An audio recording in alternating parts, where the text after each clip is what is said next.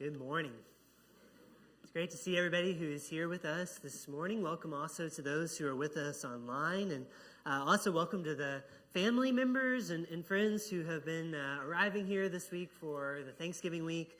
We're really glad to see familiar faces and to get to reconnect with people that we know and love from the past. That's always a joy. And we are getting into the holiday season these days. Some of you may also be traveling from here to other places this week, and we hope that you have safe travels for this Thanksgiving week. And with the holiday season descending upon us, I thought that I would treat us this morning with a little travel story from holidays past in my life. So I was standing about right there in that area of the church building, talking to Pam Pickett after Wednesday night church several years ago. And that very week, I was going to be going and visiting Alyssa's grandmother in her hometown for the first time. So we were going up to see Alyssa's dad's mom, Vera, in her hometown. And I'd never actually been to see her there before. I'd only ever gotten to see her when she had come to visit us here in this area. But we were going to go and spend a night there. It was sometime between Christmas and New Year's several years ago. So I was talking with Pam on that Wednesday night about this little road trip coming up. Where exactly are you going, she asked me. And I told her that we were going to this little town south of Lubbock. And the next morning, we packed up our car and we got on the road for Shamrock, Texas. Anybody here been to Shamrock, Texas before? Several hands, okay. Could any of you enlighten me whether or not that is, in fact, a town south of Lubbock? Not exactly. That is a town east of Amarillo. So we're driving the car. It's a two-car caravan. I'm following Greg, who's driving the car in front of me. And I start to notice after a while that the landscape out the window is really changing. And I made a little comment to Alyssa. I wish I had never opened my mouth. What I said was something like, I really didn't expect it to be so hilly out here. I don't remember that from the last time that I went to Lubbock. This was met with a very puzzled look. I probably should have recognized this look from the night before when I was telling Pam about our travels. Pam, who spends a lot of time in Lubbock, and she had never heard of a little town called Shamrock being nearby Lubbock, because it's not. It's not anywhere close to Lubbock. And when I opened my mouth, the secret of my ignorance was just out there in the world. So do you have any idea how many times this story has been retold? How many times I have been reminded that I once thought that Shamrock was south of Lubbock? You could guess a number, and it probably would not be high enough. The funny thing is, if I had just not said anything at all about the hills that I saw out the window, if I had just kept my mouth shut, nobody would have actually known that I had no idea where we were on the map. If I just hadn't said a word, no one would have known that I didn't know actually where we were going. If I just kept my mouth shut, I would have actually arrived right where we were going, perfectly fine, with my intelligence still intact. I was on track to arrive at the right place at the right time without even knowing where I was going, because I was just following the car right in front of me. And the driver of the car right in front of me knew everything that I did not know about how to get to Shamrock, Texas. So I was doing fine in spite of myself. I didn't have to know where to go. All I had to know was who to follow. And I think that there's something we can learn from that, I think, something about life. And it's something that Abraham, our friend from the book of Genesis, whose life we began to study 1 week ago, this is something that Abraham himself had to learn firsthand. So when we last left off in the story of Abraham, the Lord had just called him to go somewhere, hadn't he? Where is he going? Abraham was called to go, according to Genesis 12, verse 1, to the land that I will show you, says God. Now, how's that for a set of directions? That is not exactly a GPS level of specificity, is it? You're going to the land that I'm going to show you. Personally, I love the Maps app on my phone. From the story I just told, you can probably imagine why. I love the Maps app on my phone. I use it all the time. And when I use it, it tells me the exact location of the place where I'm going. And not only does it do that, it also tells me all of the steps along the way. Every time that I'm approaching a turn that I need to make, it tells me exactly where that's going to be and exactly what I'm supposed to do. There are other advantages of the Maps app. It also does not remember all of the clueless driving mistakes that I make and bring them up at the holidays later. It's a great road trip companion. But when Abraham was called to go to the land that God was going to show him, his directions were a whole lot different than that. Hebrews 11 puts it this way, and he went out not knowing where he was going. What a way to go on a journey. So how can Abraham expect to get where he's going if when he sets out, he doesn't even know where he's going? In much the same way that I expected to get to Shamrock, Texas. He can do it, but it will require his dependence on someone who knows what he does not know. And that, of course, is very much by design. So one thing we learn as we look at these instructions that God gives to Abraham, these instructions that he gives for his journey, is that they require Abraham's dependence. There is no other way to get to the land that God will show him unless he allows God to show him where to go. The only way to get there is to follow, to attach himself to someone who knows what he does not know. Abraham cannot get there without maintaining this closeness to the Lord. Closeness in terms of proximity, closeness in terms of trust. Abraham has to believe completely that the Lord knows what he does not know. The Lord knows what lies up ahead for him. It's not unlike this story of an incredible athlete that I learned a few years back. This is Danielle Umstead, a world-class skier. Danielle won a bronze medal recently in an international skiing competition. She's really good at what she does. What makes her story especially impressive, though, is that at age 13, she lost all of her vision in her right eye. And then at age 27, she lost her vision in her left eye. And now, even at 48 years old, she spent the last 21 years competing as a professional skier, representing America in the Paralympics even, although she is blind. She skis some of the hardest slopes in the world. Her times, she's topped out at going like 70 miles an hour down some of these hills. And she does this without being able to see. How does she do this? A big part is that she has a guide, and her guide is actually her husband, believe it or not, who's also an amazing skier. And when Danielle and her husband go out on the slopes, you can see in this picture that they both wear headsets, like a microphone and headphones built into their helmets so that they can communicate. And then Danielle sets out down these steep, steep slopes. And in one sense, she sets out not knowing where she's going. And yet she gets there really fast because she has this guide that she so trusts and is so listening to, trusting that this guide knows what she doesn't know and sees what she does not see about the road ahead. And this is the kind of relationship that God is calling Abraham into. When God calls Abraham to go, God calls him to go in such a way that Abraham has to listen carefully and he has to follow closely. Abraham has to trust that God knows better. And boy, does that turn out to be the case. We don't actually have to go even very far into Abraham's story to see this. Even in just the first chapter of Abraham's story, Genesis chapter 12, we see Abraham clinging closely and following trustingly in the ways of the Lord.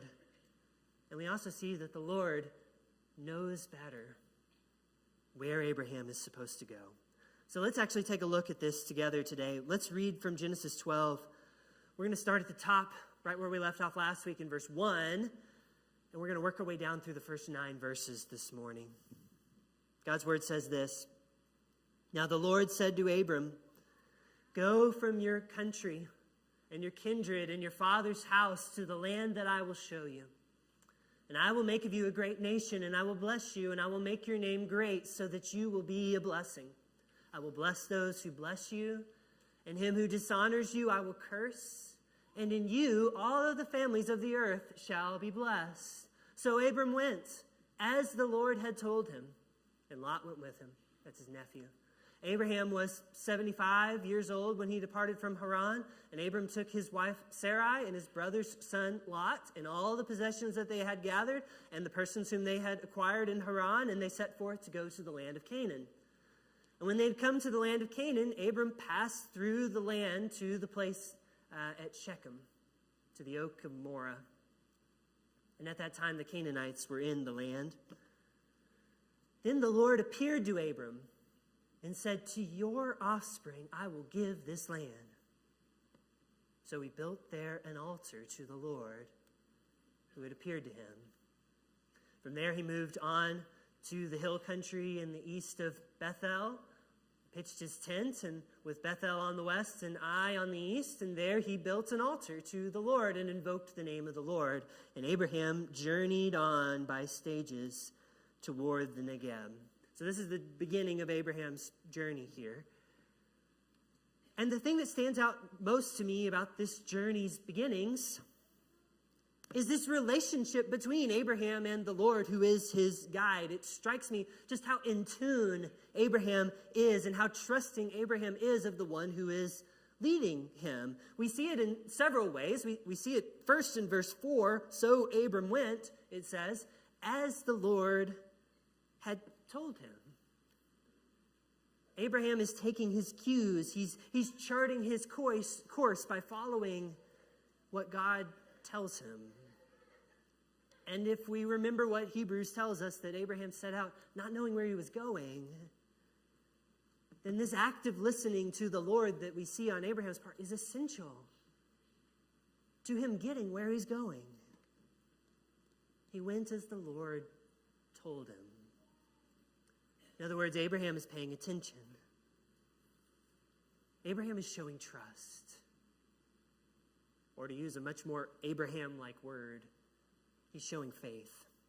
So the same chapter in Hebrews that talks about Abraham and uses him as an example, the same one that said that he went out not knowing where he was going, it also tells us this about faith. It says that faith is the assurance of things hoped for, the conviction of things not seen. That's what faith is. This is what Abraham shows.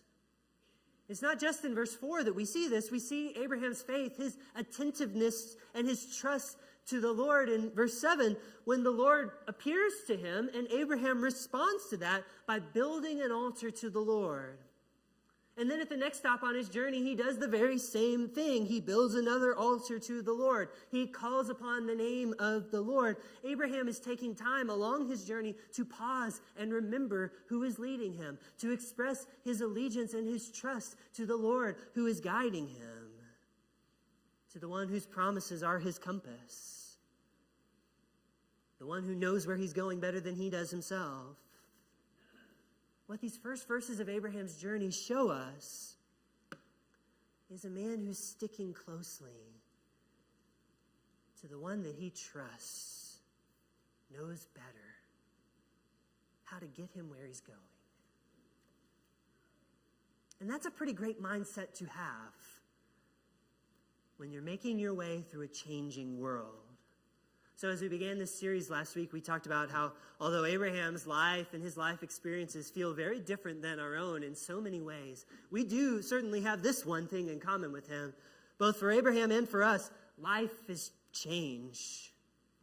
We deal with changing circumstances and changes in our lives, whether we like it or not, all the time. Well, one way that Abraham sets a very good example for dealing with change is in what we see in these verses this morning. Abraham shows us that the key factor for dealing with change is not having all of the answers. Abraham set out not knowing where he was going. It's not having all of the answers. It's having that trusting closeness with the one who knows what we don't know. And that's the Lord.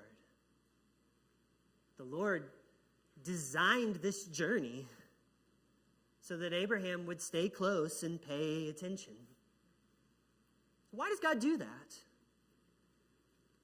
God clearly has special intentions for Abraham. He set him apart and sent him off for this very specific and important purpose for his plans in the world. So why does God not just give Abraham the info that he needs? If this is so important, why would God send Abraham out not knowing where he's going? Why would he do that? Possibly for reasons like this. First, because Abraham's story is not just about him. As God sets Abraham apart and sends him out on his way, God is making an example out of Abraham for all those people who would go after him. One way we see this is just to follow the dots on his journey. So Abraham, just in these verses, travels from Shechem to Bethel, and then south from there to a region called the Negev. Abraham's not the only one who will make this kind of journey. His grandson Jacob is going to follow the very same path in his life. Father of the 12 tribes, Jacob, whose name will later become Israel, representative of God's people. He follows this very same path in his own life. And much like Abraham before him, Jacob doesn't know where he's going. Jacob spends a whole broad portion of his life being lost, completely lost. He tricked his father and he angered his brother, and he wasn't welcome at home anymore. He has to flee from home, and he's living out in the land with not so much as a pillow to lay beneath his head. He sleeps with a stone as his pillow. But on that journey, not knowing where to go, he finds the Lord. The Lord finds him. And Jacob starts to make a habit, too, of leaving altars like breadcrumbs behind him on the journey. Altars which are a reminder to him, as Genesis 35 says, that God answered me in my distress when everything was changing around me. And he has been with me wherever I have gone. So on that journey from Shechem to Bethel to the Negev, Jacob follows more than just the path of his grandfather Abraham. He follows in the example of his grandfather Abraham, that example of faith, the example of one who might not know where to go, but was learning who to follow. This is not just a Jacob thing either. When Joshua led God's people into the promised land, which was part of the promise to Abraham being fulfilled, where does Joshua travel but along a very similar path from Shechem to Bethel, and then south from there toward the Negev? Near the end of the book of Joshua, we studied this in the spring, Joshua sets up this rock as a memorial. And he sets it up under the oak tree at Shechem. It's the same place that Abraham was at the beginning of his journey. And Joshua also sets up this memorial in stone and says, I'm paying attention to you, Lord. As for me and my house, we'll serve the Lord, are the words of this chapter right here. Joshua is leading God's people not just along the same path, but in the same example of Abraham. So when God sends Abraham out, not knowing where he's going, God was sort of forming a model for all those who would be like Abraham. And doesn't that include us too? We're also people who face changes in our lives, and sometimes we have to admit, I don't know where to go. But do we know who to follow? That's really the question. So Abraham's story was not just about him. And Abraham's story was not just about then, meaning it wasn't just about what Abraham was doing right there in the moment of time in Genesis chapter 12. It was about who he was becoming as a person. I believe that God sends out Abraham in the way that he does in order to shape him. By sending him out not knowing where to go, God was fashioning in Abraham this resilience to his faith, this tenacity to his faith that he was going to need down the road when things get a whole lot harder for him. Abraham's going to need the lessons that he's learning right now in Genesis 12. He's going to need those later on.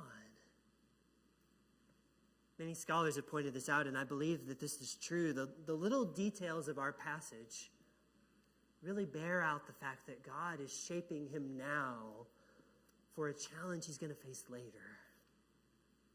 So in Genesis chapter 12, think back, the first words that God gives to Abraham, what do they consist of? It's a command. First word out of the Lord, from the Lord to Abraham, that starts the whole story is a command, go. And it has a certain cadence to it, this command. Go from your country, from your homeland, from your father's house. Those three things are really saying the same thing, but they have this sort of building repetition. God is layering on the heaviness of what he's calling him to do. Go from your country, from your kindred, from your father's house. This is the first word of God to Abraham. If these are God's first words to Abraham, do you know what his last direct words to Abraham were? A command. First it was go. Now it is take. It has a certain cadence to it here too. Take your son, your only son, Isaac, whom you love. We have that same building repetition here. God is layering on the heaviness of what he's about to ask Abraham to do. Abraham's about to face the hardest change in his life. The hardest thing he will ever be asked to do, or almost asked to do. And how could he have possibly faced it if God had not already prepared him to believe that even when I don't know where to go, I do know who to follow? What God is doing all the way back in Genesis 12 is forming a person of resilient faith. And Abraham is formed through practice, through mistakes. We'll look at one of those next week. But what God was doing back then was not just about right then. And neither are the things that we face in our lives. You and I, we also face the challenge of making our course in life, not knowing where we're going. Sometimes we make mistakes along the way. Sometimes we struggle mightily to have that closeness and that trust that Abraham so often shows in his story. But have you considered that the things you may be facing right now are not just about right now? Could God be fashioning us also, preparing us for the resilience that we're going to need one day? Could God be shaping us so that we can know how to say what Abraham says? I may not know where to go, but I do know who to follow. Maybe this speaks to your life today. Maybe what you need is the encouragement that Abraham's story gives, that we don't have to have all of the answers about what's ahead of us in order to be resilient people of faith who get where we're going. We don't have to have all the answers. Maybe today you might like prayers and encouragement from the church because you're facing things right now in your life, and you want to face them in faith like Abraham and not in fear. You want to have more trusting closeness and attentiveness to where God is leading you instead of just charting your own path in life. If that's what you're going through right now, we'd love to pray with you and walk with you. Maybe for someone you need to respond to the gospel today, which has always been more about who you trust than having all of the answers. when Philip asked the Lord, where do we go? We don't know where we're going to go. How can we know the way? Jesus reminded Philip that knowing the way is a matter of knowing him. Knowing where to go is knowing who to follow, for I am the way. And no one comes to the Father except through me. If you today are ready to demonstrate your trust in Jesus as the way to the Father, through repentance and confession and baptism, I invite you to take that step this morning. However you might be called or challenged by the Word of God today, let's consider how we can respond while we stand and while we sing.